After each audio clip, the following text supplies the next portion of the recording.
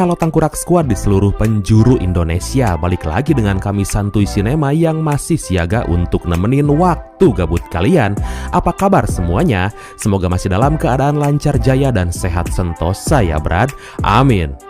Kali ini merupakan seri terdramatis dari sequel film God of the Gamblers karena menceritakan tentang hancurnya kehidupan sang dewa judi gara-gara gelar yang disandangnya selama ini yang membuat musuh-musuhnya terus memburunya. Tapi pastinya penuh dengan aksi seru yang akan nemenin kita bertangkurak ria bersama. Dan seperti biasa, yuk ucapkan sama-sama 1, 2, 3, apa? Gas kuy! Mantap! Oke, tanpa banyak cekah pamatuk, don't go anywhere. Jangan lupa ibadah sebelum nonton. Dan langsung aja kita simak alur cerita dari film God of the Gamblers Return.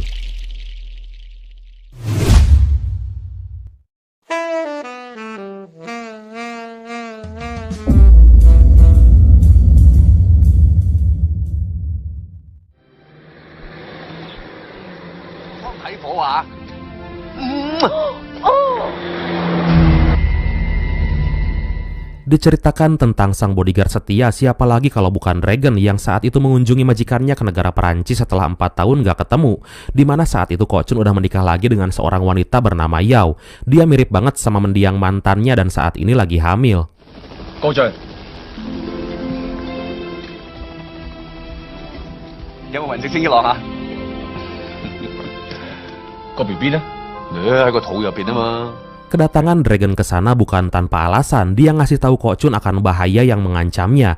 Karena faktanya saat itu Kamsing, si tua bangka yang dijuluki setan judi, telah bebas dari penjara dan bersekongkol dengan seorang mafia jaduk asal Taiwan bernama Chow. Yang paling mengejutkan, ternyata mereka saat ini juga udah ada di Perancis untuk melabrak dan berusaha membunuh Ko Chun. Walaupun faktanya saat itu Mr. Kamsing terlihat terjajah banget sama si Chow karena dia selalu mendominasi dan menyombongkan dirinya. 要交到别人的手上，我呢一世都唔會忘記。我才是世界上最好的赌術高手。 Kemudian tanpa diperkirakan sebelumnya, Mr. Kamsing dan komplotan Chow saat itu langsung menggerebek rumah Ko Chun dengan tujuan awal yang baik, yaitu menawarkan kerjasama untuk mengelola sebuah yayasan dan uang sebanyak 16 miliar dolar yang ditinggalkan mendiang Mr. Chu, seorang pemain judi dan konglomerat asal Taiwan. Tapi Chow yang merasa terkucilkan dan merasa dirinya lah yang pantas untuk mengelola yayasan dan uang yang jumlahnya wow banget itu, dia menjadi semakin tak terkendali dan membantai semua orang yang ada di rumah itu. 你哋要嘈嘅，請出去出邊。就不可以成為第一高手。Mr. Chow，杀他！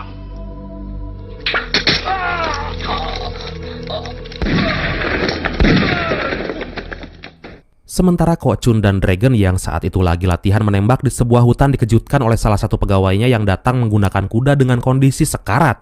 Kemudian mereka pun langsung bergegas ke TKP. Rumah itu ternyata udah porak-poranda dan komplotan Chow udah menanti mereka di sana. Kemudian aksi baku tembak pun terjadi. Ayo!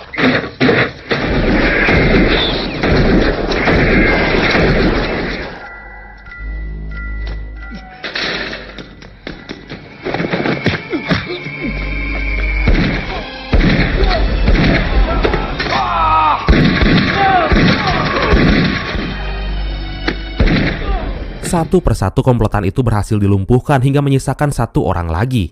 Tapi saat berlangsung perburuan itu, betapa terkejutnya Ko Chun saat melihat istrinya dalam keadaan sekarat dengan kondisi kandungannya yang digugurkan secara paksa hingga janin anak pertamanya itu disimpan dalam toples. Cir, sadis.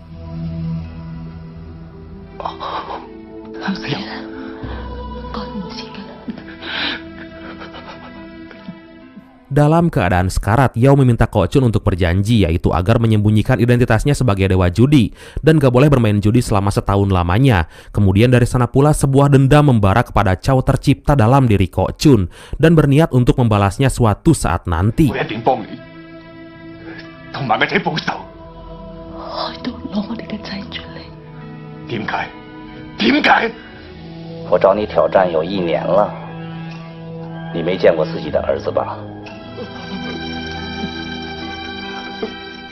Singkat cerita, Ko Chun memutuskan untuk berkelana menyusuri tempat demi tempat di dunia hingga dia sampai di Cina daratan. Saat Ko Chun lagi menikmati pemandangan, tiba-tiba lensa kameranya tertuju pada seorang gadis cantik yang amburadul. Dia bernama Hoi Tong. yang ternyata dia adalah anak dari seorang ketua geng yaitu geng Tungwu asal Taiwan bernama Hoi On. Saat itu Hoi On sangat welcome pada Ko Chun walaupun Hoi Tong ngerasa risih padanya. Kemudian dia disuruh untuk pergi ke Taiwan mengurus organisasi gengnya yang lagi terjadi perpecahan. Hiện tại你睇落嚟有啲似香港人哦。一、二、三。好哈，你赶紧拿錢過去。Hoi On mengajak Ko Chun untuk ikut bersamanya ke Taiwan untuk sekedar rekreasi gitu karena yang dia tahu saat itu Ko Chun adalah seorang turis yang berasal dari Hong Kong. Kemudian Hoi On menyuruh orang-orangnya untuk mempersiapkan kapalnya. Dalam pelayaran itu terlihat anak bungsu Hoi On yang bernama Hoi Yuen yang merupakan pewaris tahta dari kekuasaan Hoi On, dan mereka pun menikmati pelayaran itu dengan riang gembira.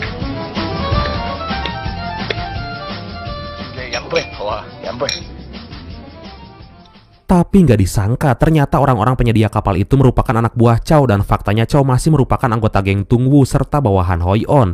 Kemudian anak buah Chow berniat melakukan sabotase demi untuk merampok Hoi On si ketua geng yang kaya raya. Hingga saat malam tiba mereka pun mulai beraksi dan baku hantam pun terjadi.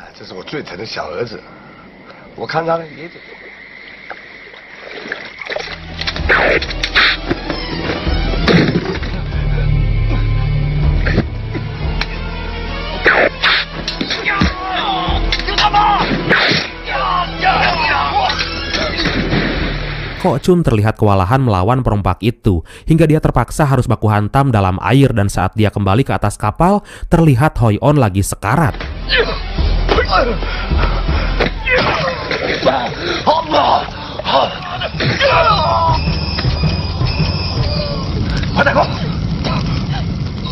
Sebelum meninggal, dia sempat berpesan kepada Ko Chun untuk mengantarkan anak bungsunya itu ke Tainam, Taiwan, di mana di sana Hoi Yuen akan dijemput oleh kakaknya yang kemarin duluan pergi ke sana, hingga Ko Chun langsung membawa anak itu meninggalkan kapal yang ternyata akan meledak.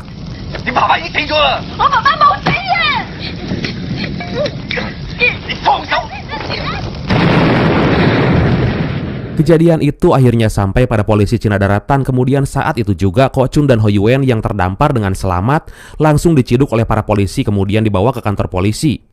Di sana mereka bertemu dengan kepala polisi bernama Kapten Ching. Kadang mereka diintimidasi karena mereka dianggap sebagai perampok kapal itu dan dicurigai sebagai mata-mata Taiwan terhadap Cina Daratan, yang faktanya kedua negara itu lagi memanas karena masih mempermasalahkan masalah kedaulatan. Saat Kapten Ching meninggalkan kantor, mereka akhirnya berhasil kabur dengan cara melawan anggota polisi itu, kemudian menggunakan mobil polisi dan berakhir di sebuah hutan.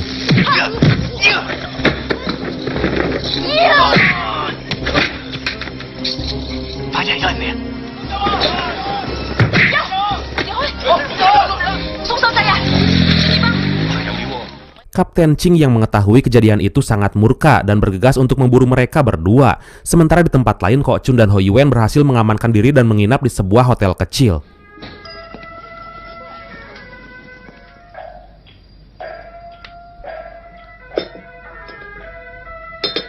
Ko Chun sempat mengabari Dragon akan kejadian ini dan memintanya untuk datang ke Taiwan beberapa hari lagi. Di sana dia juga bertemu dengan seorang wanita penjaga hotel yang bernama Xiu Yue dan biasa dipanggil Yuyu. Dan di luar dugaan, di malam itu pula ternyata Hoi Yuen menghabiskan uang pemberian mendiang ayahnya itu untuk bermain judi. Aduh.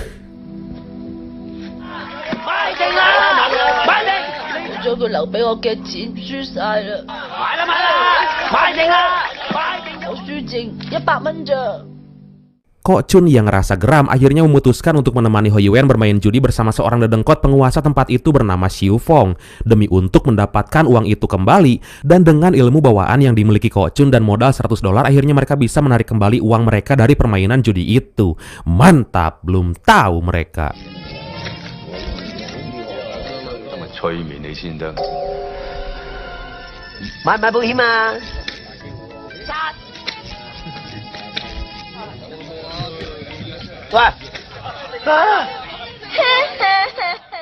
Karena kala Xiu Fong melakukan sebuah trik tipuan kedatangan polisi yang membuat semua pengunjung kocar-kacir. Anjir, niat banget. Dari sana pula akhirnya mereka mengetahui ternyata Yuyu dan Xiu Fong adalah kakak beradik dan seorang perantau asal Taiwan.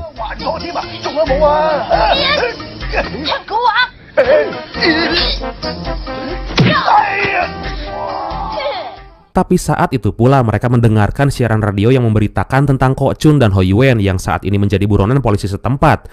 Dan berita itu mengatakan bahwa Kok Chun adalah seorang psikopat berbahaya yang sangat kejam hingga membuat mereka ketakutan.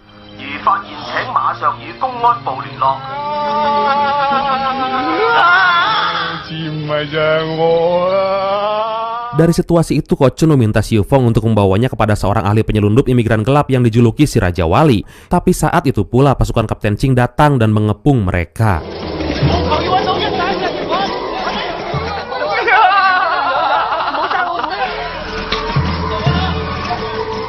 Kok Chun langsung membuat strategi agar bisa kabur dari kepungan itu, kemudian mengajak mereka untuk ikut kabur bersamanya melewati terowongan rahasia.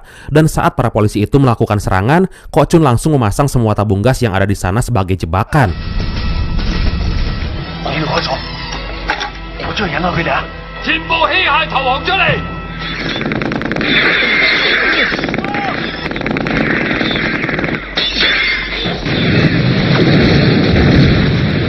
Untuk kesekian kalinya Kapten Ching gagal menangkap Kok Chun. Datanglah seorang petinggi polisi membawa seorang intel Cina yang punya ilmu sangat tinggi. Dia bernama Cheng Po Sing, kita panggil aja dia Cheng Po. Dan ternyata dia adalah orang yang digadang-gadang pernah mengalahkan Kok Chun sedewa judi saat dia bermain di Peking, Cina.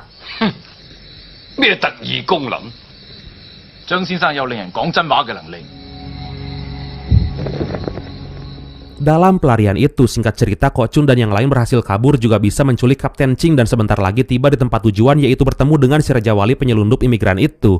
Tapi di tempat lain, seorang anak buah Siu Fong tertangkap oleh polisi dan kemudian diinterogasi untuk mendapatkan informasi rute pelarian Kok Chun.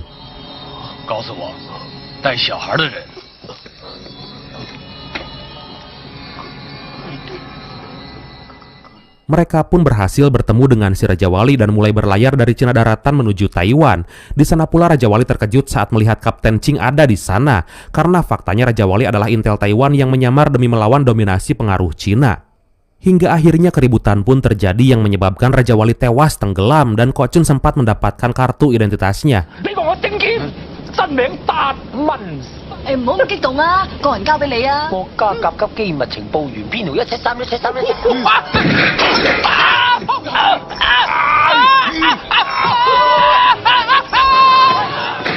Pagi pun tiba, mereka telah sampai di negara Taiwan, tepatnya di kota Tainam.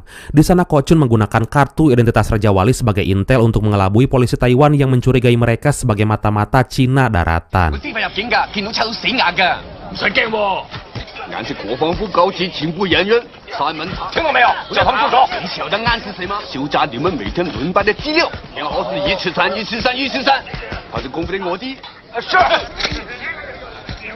Ho Yuen terlihat akan dijemput, tapi saat itu pula Hoi Tong memberitahu bahwa orang itu adalah penculik suruhan Chow. Hingga akhirnya Ho Yuen dan Yu Yu pun diculik oleh orang-orang itu. Kemudian Hoi Tong mengajak mereka ke suatu tempat.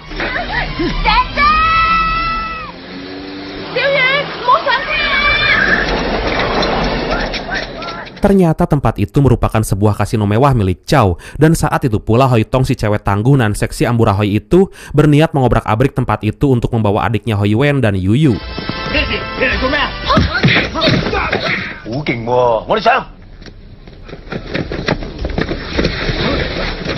Tapi nggak lama kemudian muncullah Chow yang saat itu langsung menantang Hoi Tong untuk melakukan beberapa permainan judi. Jika dia bisa mengalahkannya, maka dia boleh membawa para tawanan itu.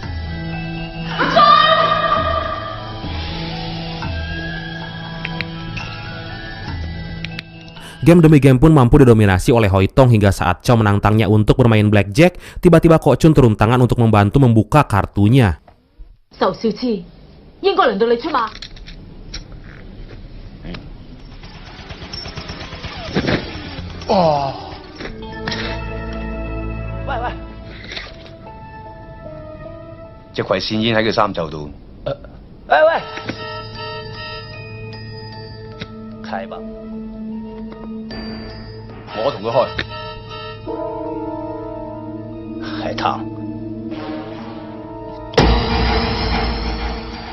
Dari sana Chow sangat terkesan dan menganggap Kok Chun bukanlah orang sembarangan di kalangan para pemain judi. Dia mencurigai bahwa dialah dewa judi sesungguhnya, walaupun Kok Chun mengelak untuk mengakui karena dia masih terikat janji dengan mendiang istrinya. Kemudian membuat sebuah tipuan bahwa seolah-olah Siu Fong lah dewa judi yang sebenarnya.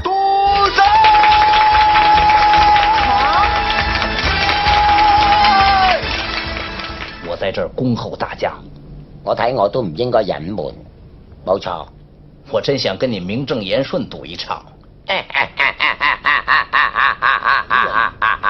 你看到我。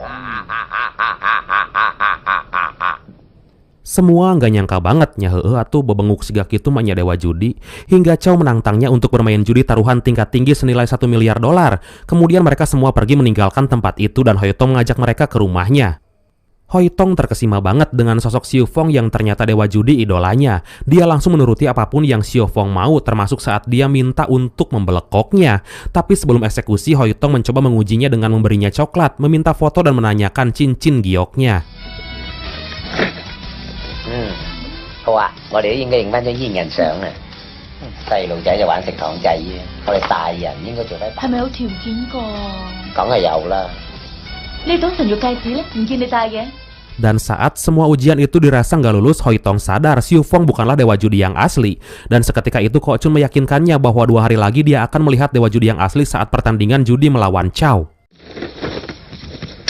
冇，真正嘅賭神同埋龍五已經趕緊嚟呢度。 Sementara itu di tempat lain, Chow ternyata kong kali kong dengan Cheng Po, si ahli sihir yang pernah mengalahkan Ko Chun itu. Mereka membuat kesepakatan bahwa akan saling bekerja sama dalam permainan judi tingkat tinggi nanti.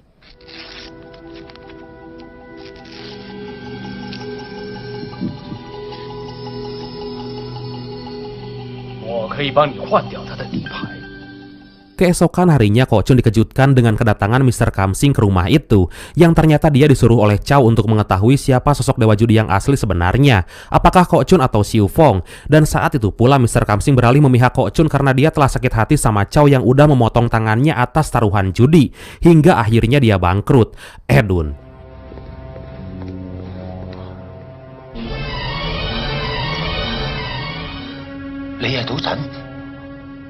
Dan tiba-tiba semua anak buah Chow melakukan sabotase untuk berusaha membunuh Ko Chun yang telah diketahui bahwa dialah dewa judi yang asli. Hingga di saat itu pula, Dragon datang tepat waktu untuk menyelamatkan mereka. Walaupun pada akhirnya Yuyu yang sangat mengidolakan sosok dewa judi harus meninggal karena terkena tembakan.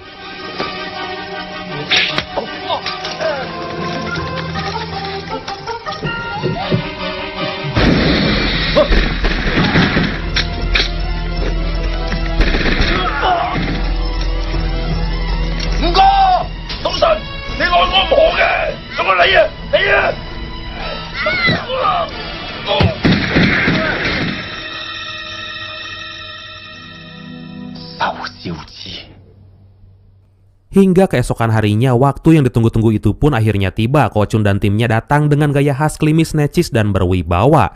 Pertandingan itu sangat mewah dan sangat ditunggu-tunggu oleh semua orang dari berbagai dunia. Dengan tingkat keamanan super edun dan kualitas fair play tingkat tinggi, mendatangkan juri ahli poker dari berbagai negara, juga menggunakan kartu khusus yang bisa diperiksa dengan X-ray, hingga nggak akan bisa untuk menandai kartu apalagi merubahnya. Sementara Cheng Po saat itu udah bersiap untuk membantu Chow dengan segala ilmu kanuragan yang dia miliki, hingga Chow membuat sebuah kode bahwa jika dia merokok, maka saat itulah dia udah membutuhkan pertolongannya.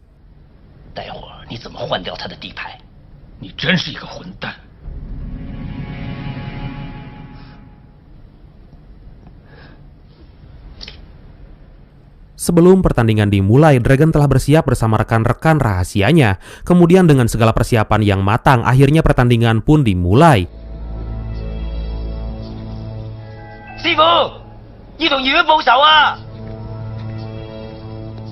Dengan menggunakan permainan poker, Bandar pun mulai membagikan kartu. Tapi semua terheran saat Ko Chun terus menyerah dan selalu menutup kartunya.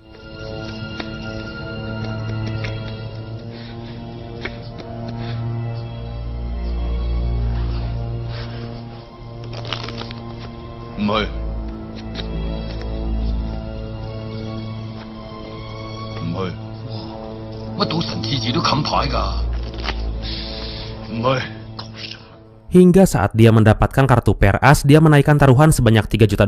Tapi saat kartu milik Chow ternyata lebih baik, dan dia pun malah menaikkan taruhan. Hingga akhirnya mereka mempertaruhkan semuanya alias all in. 500萬。好，太足格嚟2000萬。 ，9000萬啊！長長久久。Di saat-saat genting, Chow meminta Cheng Po untuk merubah kartu as yang dimiliki Kok Chun. Hingga saat dia akan melakukan deal atas semua taruhan itu, tiba-tiba dia menyerah dan merelakan semua taruhannya dimenangkan oleh Chow secara cuma-cuma. 你想睇我底牌？得。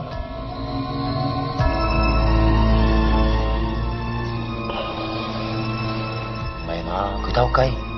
冇理由嘅。唔去。 Dari kejadian itu, Kok Chun baru menyadari bahwa ada yang gak beres dalam pertandingan itu. Tapi dia gak putus asa. Saat pertandingan kembali dilanjutkan, Bandar mulai membagi kartu dan terlihat mereka mendapatkan kartu berwarna hati. Chow yang punya kartu Raja seri bergambar hati sangat yakin bahwa dia akan mengalahkan kartu Kok Chun yang hanya punya kartu seri angka kecil. Tapi betapa mengejutkannya, karena saat itu Kok Chun malah mempertaruhkan semua aset kekayaannya yang bernilai 10 miliar dolar agar bisa mengalahkan Chow sampai koredas alias bangkrut. 呢度係我所有嘅財產，兩個都可能咁遞煙。同埋一批股票，估計總值15億美金。賭神今日失水準啦。 Ditambah dia minta taruhan sampingan, yaitu merelakan mata mereka masing-masing jika kalah. Dan saat itu pula Chow kembali minta pertolongan Cheng Po agar Kok Chun gagal mendapatkan kartu as bergambar hati. Dalam situasi genting itu, semua penonton merasakan ketegangan yang luar biasa sampai-sampai keringat mereka menetes dari telinga saking tegangnya. Ah, Chongyan kali itu mah. Sementara Cheng Po di atas sana telah berhasil merubah kartu Kok Chun dan mengambil kartu as hatinya, tapi tanpa diduga.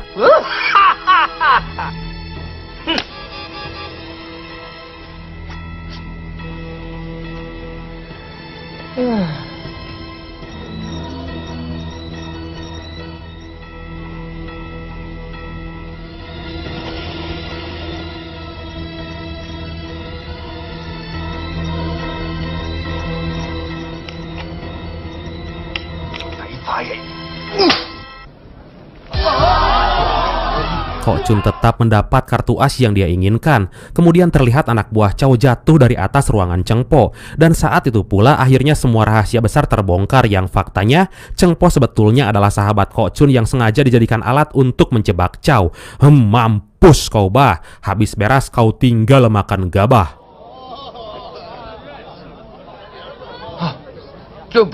Dan saat Kok Chun menagih taruhannya untuk mencongkel mata Chow, saat itu pula dia berusaha membunuh Kok Chun menggunakan pistol khusus yang terbuat dari gading gajah. Tapi kemudian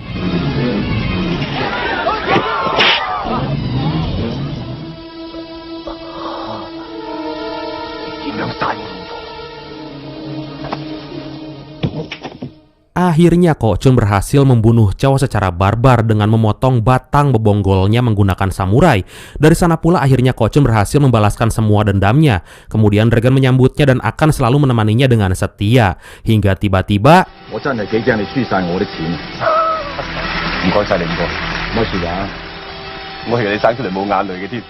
tamat.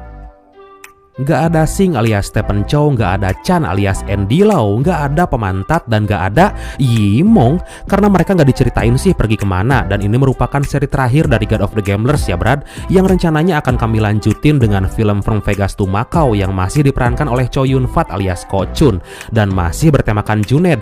Gimana? Setuju nggak?